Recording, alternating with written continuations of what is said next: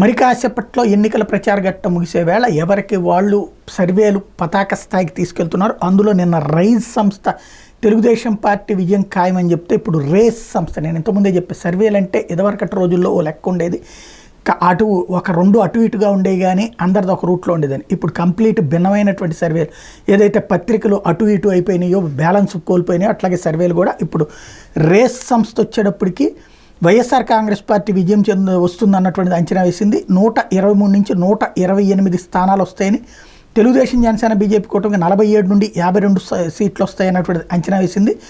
Percentage పరంగా చూస్తే వైఎస్ఆర్ కాంగ్రెస్ పార్టీకి 49.8% వస్తుందని, తెలుగుదేశం జనసేన బీజేపీ కూటమికి 45.3% ఓట్లు వస్తుందని అంచనా వేసింది.